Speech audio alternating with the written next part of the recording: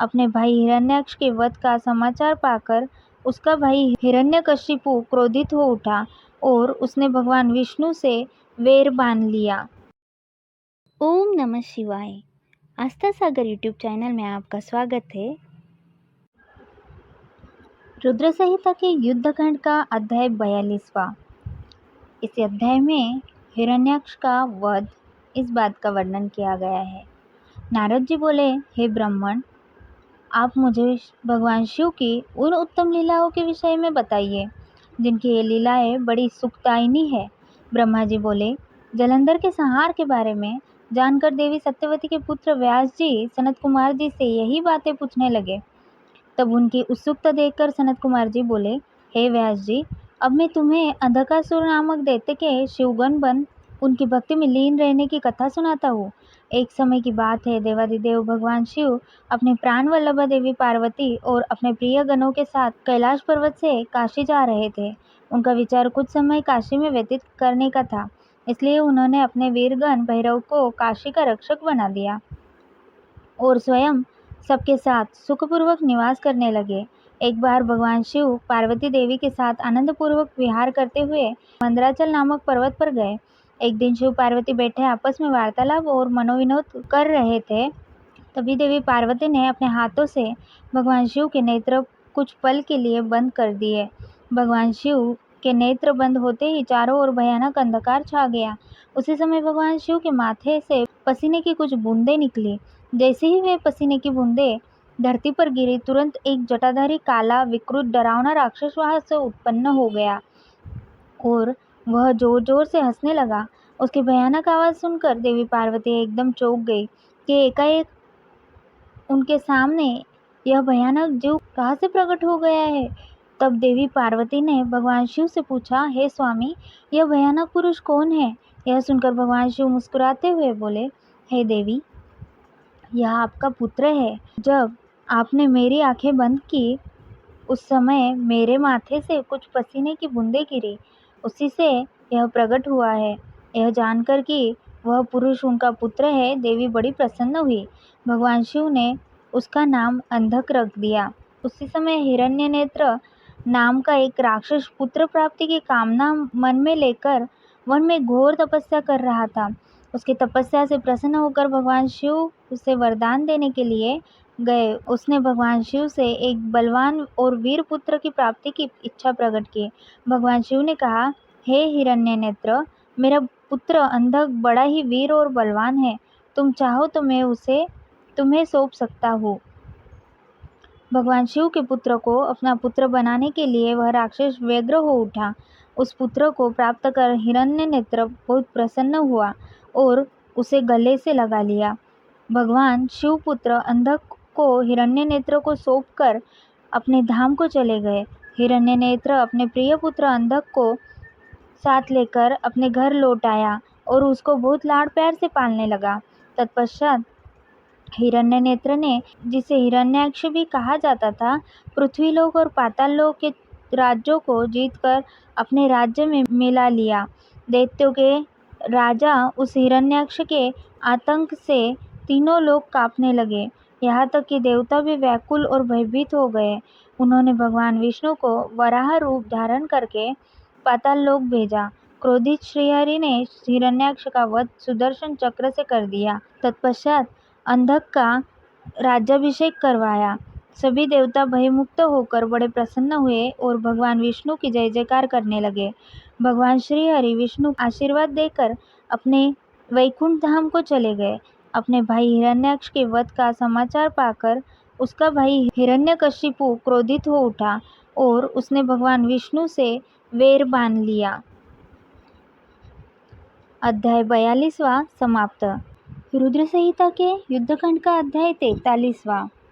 इस अध्याय में हिरण्यकशिपु की तपस्या और नृसिंह द्वारा उसका वध किस प्रकार किया गया है, इसका वर्णन किया गया है।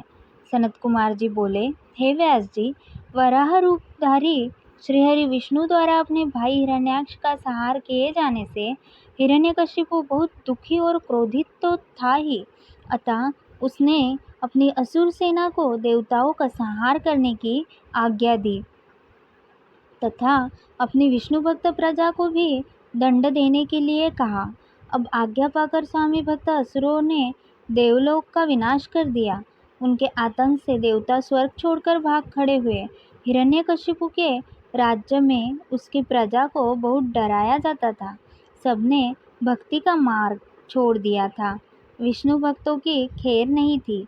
एक दिन हिरण्यकशिपु अपने मृत भाई हिरण्याक्ष को जलांजलि देकर उसकी स्त्री और बच्चों से मिला और उन्हें सांत्वना दी। दैत्यराज हिरण्यकशिपु के मन में विचार आया कि यदि मैं अजर अमर अजय हो जाऊं और मेरा कोई प्रतिद्वंदी न रहे तो कोई भी मुझे हरा नहीं सकेगा और तब सभी मुझे झुककर प्रणाम करेंगे। यह सोचते ही हिरण्यकशिपु मंदराचल पर्वत पर जाकर घोर तपस्या करने लगा। तपस्या हेतु वह एक पैर के अंगूठे पर खड़ा था। सिर के ऊपर दोनों हाथ जोड़े आसमान की ओर देखते हुए वह घोर तपस्या कर रहा था। इधर जब हिरण्यकशिपु तपस्या में लीन था तो देवताओं ने असुरों से अपना राज्य छीन लिया। वे आनंद पूर्वक अपना राज्य करने लगे। हिरण्यकशिपु की तपस्या का तेज दिन प्रतिदिन बढ़ता ही जा रहा था। उसके तप की अग्नि से देवता तप्त हो उठे और भयभीत होकर ब्रह्मा जी के पास गए। तब सब देवताओं ने हाथ जोड़कर ब्रह्मा जी को प्रणाम किया। तत्पश्चात उन्होंने बताया कि हे प्रभु, दैत्यराज हिरण्यकशिपु की तपस्या के तेज से सब लोग भयभीत हो रहे हैं। आप कृपा करके हमें भयमुक्त कीजिए। सब देवताओं की प्रार्थना सुनकर ब्रह्मा जी हिरण्यकशिपु को वर देने के लिए उस स्थान पर गए जहाँ वह तपस्या कर रहा था। वहां जाकर उन्होंने हिरण्यकशिपु से कहा, वत्स, मैं तुम्हारी तपस्या से बहुत प्रसन्न हूँ। तुम जो चाहो मांग सकते हो। मैं तुम्हारी मनोकामना अवश्य पूरी करूँगा। ब्रह्मा जी के शुभ वचन सुनकर हिरण्यकशिपु ने आंखें खोल दी और हाथ जोड़कर सामने खड़े ब्रह्मा जी को प्रणाम किया। तत्पश्चात वह बोला, हे प्रजापति, हे पितामह, मैं चाहता हूँ कि मुझे कभी भी मृत्यु का भय न हो।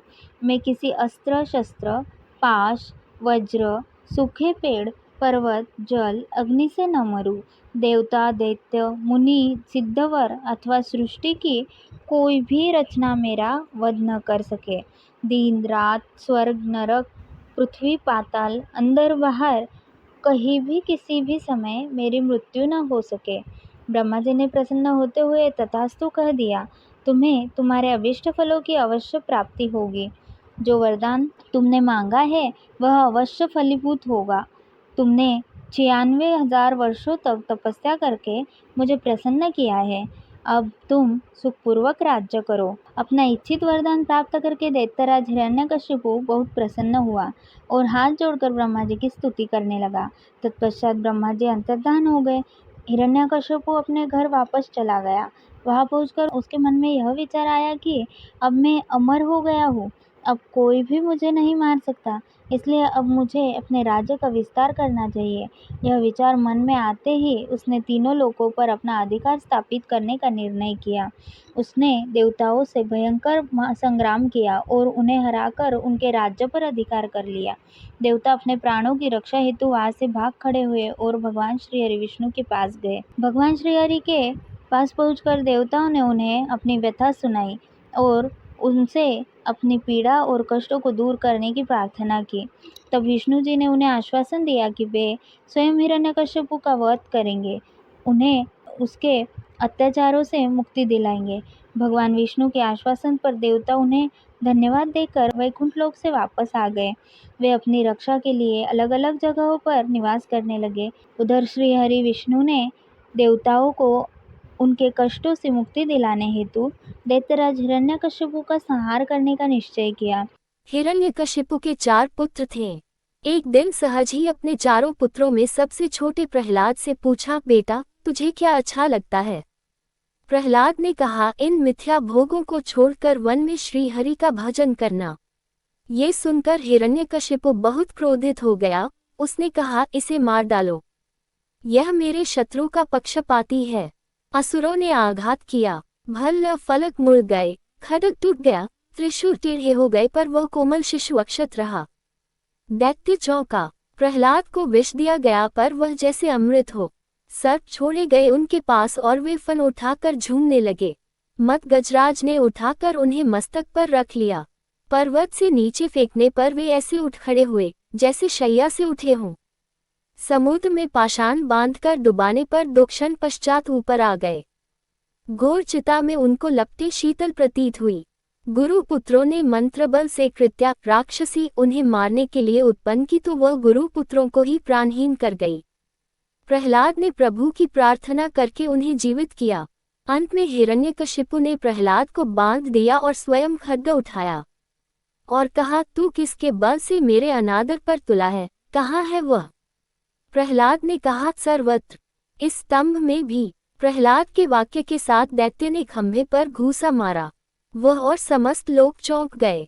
स्तंभ से बड़ी भयंकर गर्जना का शब्द हुआ। एक ही क्षण पश्चात दैत्य ने देखा समस्त शरीर मनुष्य का और मुख सिंह का, बड़े बड़े नख एवं दांत, प्रज्वलित नेत्र, स्वर्णिम सटाएं, बड़ी भीषण आकृति खंभे से प्रकट हुई।